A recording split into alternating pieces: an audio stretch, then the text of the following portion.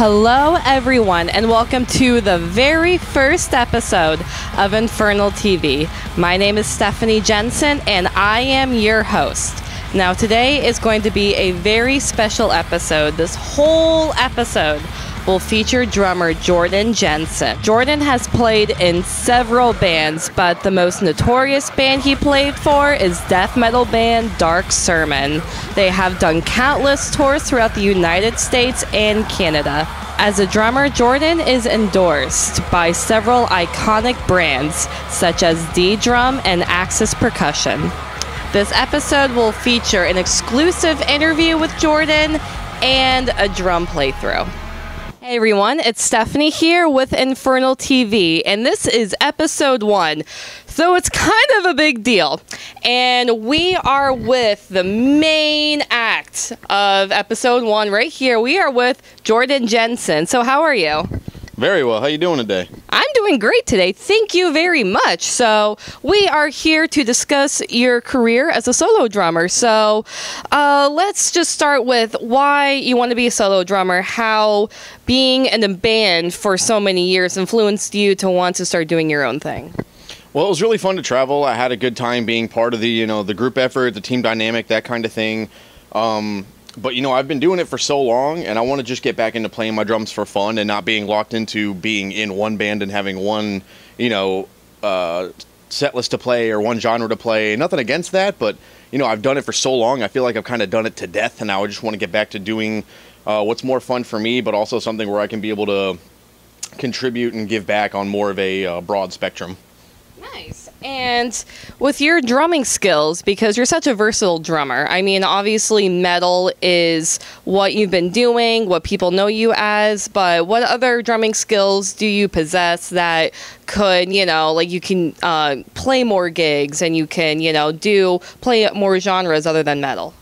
Well, recently I've been getting into world percussion because I figured, if I'm going to find a hobby, a lot of people use drums as a hobby when drums are my main thing. So the hobby is trying to get off of the drum kit and find something else to do. And, I got some bongos, I got myself a cajon, and I'm trying to just get into more of a worldview, world percussion style feel. But as far as other genres, I play a lot of funk, a lot of dance. I'm learning to get into jazz, but as all drummers do, it's just, fun as it is, it's a slow road, but I'm getting there, and I'm trying to change my technique and learn the old Buddy Rich traditional kind of stuff. So it's fun. I'm just trying to change my approach. Is getting there's nothing wrong with playing metal, playing fast, playing heavy, and things like that. But I don't want it to seem like that's just the one and only thing. Like I'm a one-trick pony, because I just play drums. I just happened to be in a metal band for so long. I was kind of forced into a metal bubble or image, if you will, and. I'll play a lot of hip-hop and a whole bunch. Obviously there's country, but that's just new rock at this point in time. But, yeah, I'm just playing for fun now. And, as far as different genres go, it's the sky's the limit. Whatever's out there, even if it's top 40, that kind of thing. Sounds fun to me. Awesome. And I know earlier you mentioned that what's important to you about being a solo drummer is that you're just getting behind the kit and you're doing your own thing again. You're, playing as a hobby, you're learning new, different approaches to drumming, different skills. But is there anything else, like maybe on a business standpoint, or, maybe something else that you've found beneficial that you can tell to other musicians who are maybe stuck in a band and, if you're giving them advice as to why they should spread their wings and, just kind of do one-off gigs, do session gigs, anything like that? It's just, from a business standpoint, I guess it's very important to establish yourself as an artist, because there's nothing wrong with having an association with a band. You've got, the guys in Metallica. You're not going to hear about them in their side projects, If you hear James Hetfield, it's Metallica, and that's cool and that's awesome. So if that's your one thing and you got one big gig, go for it. But it's also very important to establish yourself as an artist, as an individual, so that you have your own voice, you have your own image. And, if people want to bring you in, Buddy Rich, it wasn't about the band he was playing with. It was about Buddy Rich, and then there was the band next to him. Or, like Gene Krupa and those kind of guys. So where it was to the point of, when you have a image that you're trying to put out and you're playing behind a band, Carmine Appice, he has his own name on his bass drums. He doesn't have the band he's playing with. It just says Carmine Appice. And over the years, I've been getting into more of those kind of guys, and I realized, that seems like a more fun path and something that's a little more appropriate for my my taste and my way of playing. Well, if there's one thing I know about you, because I've kind of known this guy my whole life, like, just saying.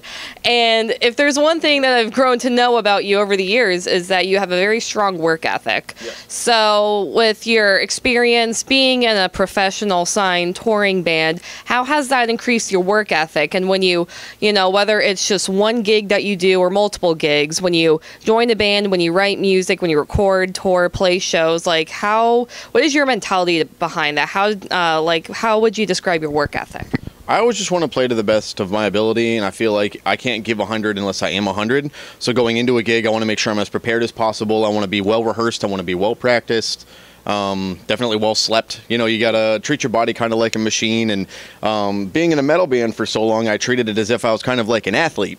Because, you know, you're giving 110% every night, and I feel like, you know, playing metal and blast beats and a lot of stuff, you're like running a marathon sitting down. So you got to take care of yourself, and you got to look at the long run instead of the short run, where guys will go on stage and they'll fuel up on energy drinks, and they get up there and but then they get done and there's this crash and they're exhausted, and it's like, man, your heart's gonna explode. Like, there's a lot more things you can do to be better to yourself. And as far as work ethic on the physical end of it, you know, you want to try to stay in shape, stay fit, and stay playing every day. But as far as like a work ethic in, you know, with learning too, it's like I always want to keep pushing. I can't sit still. I always want to do more, and I'm always expanding. I built, you know, one kit into two kits. I mean, we're sitting behind a double kit right now. You're on a second throne. I just always want to push to do something different, and I never want to feel like I'm sitting still. And even if I'm learning an album from a band, say, you know, I'm learning some simple just grooves, and it'll be just some pocket stuff. Well, I'll move my kick drum and my hi-hat around, and I'll play it lefty, and I'll think, okay, so what's another way to do something I'm already familiar with? You know, revisit old AC/DC albums. That man's a metronome. Just sit and do it the other way, and, you know, strengthen the weaker side a little bit. Awesome. And then as far as your business mentality, because I remember back in the day, it was you were the one who, you know, like, made sure everyone was on their game, that, you know, whether it was the shows that you were playing, you know, connections or communications with the label, with your manager, you were the guy. You were one of the guys, I should say. So in that regard, as, you know, handling music or your band as a business, how did you approach that? Well, you got to remember it as like the music never sleeps and business never sleeps. If you are always posting and hashtagging, if you're always tagging things, you know, on social media, there's a lot of level of importance to it, but it's also, you know, just communication is a big thing for me. And whether it's verbal, nonverbal, whether you're putting out images, whether you're putting out music, there's a lot of things that you can do to where if you look at it from an outside standpoint of, all right, what am I doing? How do I want this to be portrayed? But also, how would I look at this if I was someone else? So whether you're posting a video of you playing, a video of you talking about playing, or a teaser for a music video coming out, you always want to make sure everything, like I said before, was 110%. And business now on a personal end, I feel like I'm handling it even more, but because it's just me, to where if I don't take care of it, it doesn't get done. But I've always had that mentality is, all right, I might as well do it anyway, just to know that I can sleep tonight.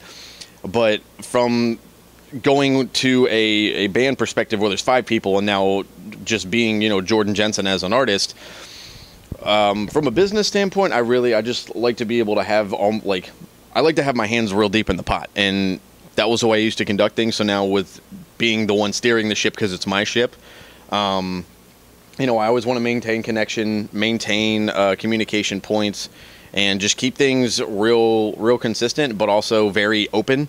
You know, if you have an endorsement with someone, you don't want them to feel like they're endorsing an email address or a weird, annoying phone call of gimme, and that kind of thing. Awesome. And a song playthrough will be included in this episode, and that song is for the Dark Sermon song Starve. So why exactly did you choose this song out of the whole album The Oracle to play as for the playthrough today? That was one of the most fun songs that we wrote after I joined that band. I signed on when they already had one album released and one entire record completely recorded, ready to go, well rehearsed. I just kind of jumped in, was that guy to keep time to fill in a gig. And then sticking with the band, it's like, okay, so what can we do? What can we push? You know, what can we do next? Because the first album was a lot of thrash, a lot of blast, and it's like, okay, so that's there. That box is sealed. What's the next thing? And there's just a lot of rock grooves. I mean, there's a very distinct ride pattern. A lot of double bass, a lot of fast, aggressive stuff. But there was a big window when we were writing that album that I had to just kind of improv on fills. And drum fills are one of my favorite things, so I feel like there's a lot of good flavor in that song that represents myself as a player. But a dual effort on, you know, writing with that band. And one of my first songs written with Dark Sermon as a group dynamic. Awesome. And now just talk about writing the Oracle as a whole. You know, obviously for those who are familiar with Dark Sermon's music, they want a lot heavier, a lot, you know, slower, a lot, you know, I don't want to say sludgy, but, you know, almost to that point of just super slow and heavy, but the drums still sound so powerful in that album. So what was the writing approach that you took? I mean, it was a collaborative effort. I can't say I just sat down, wrote a bunch of drum tracks, and they wrote music around it. I mean, it was a lot of sit down, you know, jam it out in a rehearsal space type deal, but a lot of it was also communication over the internet. Our one guitar player, Austin, also played drums before he was a guitar player, so he has a lot of knowledge on grooves and whatnot. So when he writes riffs on his guitar, sometimes he'll write it around a drum groove that he comes up with, and there's a lot of bouncing back and forth while I might get a skeletal track to add to, or, you know, there might be a groove presented that's like, hey, let's do something along these lines, we'll put your own flavor to it, because here's a riff I'm thinking over it. And, you know, every once in a while there'll be something I'd present, like in Ode to the Black Widow, there's a certain blast beat that I thought would be cool, and they did some fast riffing over that, and it was just, you know, a lot of communication with the band. But for the most part, I'd say it's a collaborative effort. I mean, I brought a lot to the table, but as a majority, it was more what the band brought to the table. And I always just try to play what fits and what's right for the song instead of just being overbearing and saying, this needs to be a crazy, overwhelming drum fill. It's like, hey, man, sometimes you got to ride it out, or, you know, just hang back and just keep time for a minute and let the riff be. When writing the Oracle, were there any challenges? And if so, how did you overcome them? As with every drummer, you're always going to have things presented where you are going to be pushed, and it's going to be an idea that, you know, either your producer or one of your other band members have that says, hey, so I know here's what you're doing, but here's what we want to happen. And sometimes it might be something out of your playing ability that might be speed, or sometimes it might be a little more power, or sometimes it's a consistent amount of aggression that you're not ready for. And, you know, every step of the way, there was a lot of challenges, because I'd only recorded one full-length studio album before that. And I was also new to recording with this band specifically, so a lot of their things, when we went into the studio, we left a couple parts of the song not open and unwritten, but more of a, we had a handful, you know, it was kind of charted. We had a handful of fills or a handful of riffs or a couple grooves here and there where they're like, let's try every available option, and then, because it's already recorded, we'll piece it together and then do it again as almost as a live track. You know, you want to try to get as much done as you can. And, you know, my obstacles literally were a lot more mental than they were physical, because physical, I spent a lot of time practicing, writing, rehearsing. It was just, you know, getting more foot pedals involved, the more thinking you got to do, and with a couple polyrhythms and things like that. It was just more along the lines of getting the old ticker going and getting the gears turning a little faster. Awesome. And I know that you have multiple endorsements. Would you like to discuss them a little bit? Absolutely. I'm very grateful to work with a lot of great people. You know, one of the big ones is D-Drum here at home. I'm a Florida boy, so, you know, D-Drum being out in Tampa, shout out to those guys. They always take good care of me. I work directly with Sabian cymbals, the greatest cymbals on the planet. I mean, as you can see, I like to have a lot of cymbals, but I also like a lot of their cymbals, so it works out very well. There's a company called Maxonics here out of Kissimmee. They make accessories like stick holders and some of these little wing nuts you'll see in the little blue washers. Simpad is another great company. Instead of using a lot of felts, I put their foam up there in the cymbals and makes them feel and sound a lot better. There's the Rock and Sock Thrones. I don't have a direct endorsement with them. I just endorse them because if I send them an email, they'll replace or fix anything I need on the spot. And a lot of guys are like, oh, Rock and Sock. And it's like, dude, they really are great. You know, it's good. And I sit like a caveman, so I have back support or a backrest or whatever you want to call it on my throne. And on tour, it's kind of a pain in the butt to maintain. And they were always real good about getting me replacement screws and cymbals and parts and all that kind of stuff. Gator Cases, another Florida company. Really good guys. They were able to custom mold some shapes for me when I got my new kit within about a month or two. Get that all put together. Evans Drumheads. One of the main things I get my sound from. I work directly with Vic Firth drumsticks. No, I don't have a signature model. I'm not that guy, but I'm a really big fan of their work. Axis Pedals, another wonderful company based out of Carson, California. Some great people and just really, really, really great products. I mean, I got in touch with them to get a part repaired, and we got to talking, and I told him how I wanted to make some custom pedals and whatnot, and we were able to, you know, work out a deal where they brought me on board as an artist, and I was able to have my dream setup, if you will. And yeah, it's pretty cool. And then also drum static. I don't know if a lot of people are familiar with the custom bass drum heads. Casey Grillo and John Spinelli here locally in Tampa make them. Every drum head I've ever had that's been a custom head is by them. I mean, it's just drumstatic.com. All social media. I mean, they've done everybody from Kiss to Prince to Madonna. I mean, if you see the light up drum heads that Kiss have, it was handmade by them. I've seen it. It's intense. It's pretty great. And I mean, mine are just simple graphics, but you know, I'm still very grateful for those guys. And yeah, I think that's about it. I know there's a handful of them. I work with a lot of people, but everybody's really great and very accommodating as well. I'm a very busy guy, and I on the road sometimes can be high demand. So I'm very thankful and very grateful for all the help and support that I receive. Well, let's talk about your new drum heads. You just got them, what, yesterday? 2 days ago. Yeah, I tried these the new Evans 56 calf tone drum heads. I'm doing the EQ4 version on the Rezo side of my bass drums. I think it's a synthetic calf skin style drum head, but for a single ply, I mean, the tone on them is unreal. And then, you know, with the guys at Drum Static, they were able to put on, instead of a BR badge for Buddy Rich, they put the JJ, and it's a little more classic look, a little more tribute, tip of the hat kind of feel. And after a while, it's like, you know, I'm a drummer. I just kind of want that classic drum look and that feel. And the white-coated bass drum heads on the front always bummed me out. When I was growing up, those were the heads that came on your, like, starter drum kit. So I always thought, if that's your front head, like, the clear ones are cool. Obviously, the ebony drum heads on the front look good. But I really like that classic feel, and I'm really excited the way they came out. And Evans did a great job with the 56 calf tone drum heads. They're pretty great.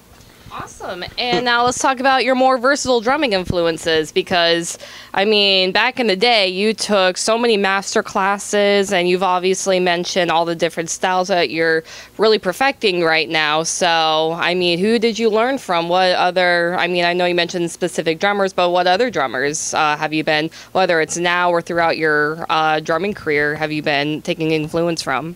One of the first drum lessons I ever took that was outside of just my regular teaching when I was growing up was with Mr. John Blackwell Jr., because he lives out here in Tampa, and I took 2 lessons from him. And being Mr. John Funky Blackwell, the man played for Prince, he played for Justin Timberlake. I mean, he really taught me how to groove, and he was one of the first guys that said, hey, you put your shoes on. Because I got in my lesson, I took off my sneakers because I played barefoot at the time. And he goes, hey, what happens when you get on a gig and they tell you got to wear dress shoes? You can't just unlace them to get comfortable. That's what they're paying you to wear. That's your uniform. You wear shoes. And, you know, it never made sense. And little things like that, I was like, oh, wait, there's a counterweight to it. Or, oh, there's a little more grip. But from John Blackwell, I mean, I've had the absolute privilege and blessing to be able to meet and observe Mr. Dom Famularo, drumming's global ambassador, I think is what he's going by nowadays. But that guy's killing it. I mean, he got me on a double hi-hat concept, told me to lower my hi-hats, showed me about the weaker side, showed me to play with a little more strength, you know, thinking outside the box on backwards grooves and some inverted things here and there. You know, I know I talk about him a lot, but I'm a big fan of Buddy Rich. His snare work just blows my mind. Ray Luzier, another great guy. He's one of the big rock influences for me. You know, he did a lot of stuff with David Lee Roth, Army of Anyone, and now he rocks with Korn, which is super cool. And I put my little mini China. I know he's got the Holy China up here, but I put a little mini China in front as kind of a tribute to the homie.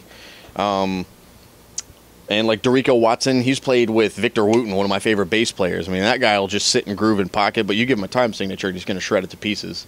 But yeah, also, all right, so a big thing I've been listening to a lot, but also trying to learn and observe a lot, is the style of Larnell Lewis with Snarky Puppy, and he does a lot of gospel work here and there, but, you know, seeing the work he does with that band, it's just, it's too cool.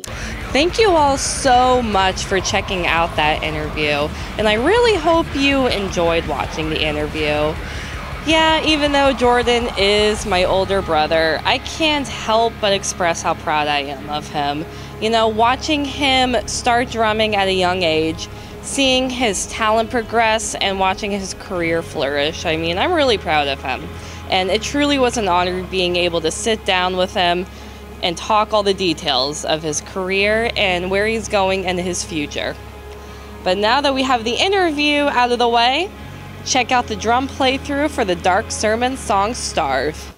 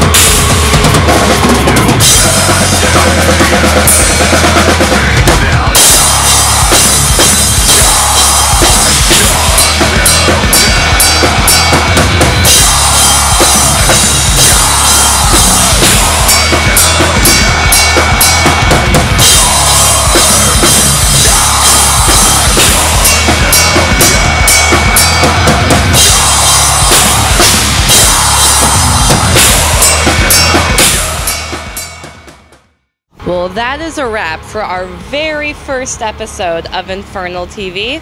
I hope you all enjoyed the episode, and I especially hope you all enjoyed both the interview and the drum playthrough with Jordan Jensen.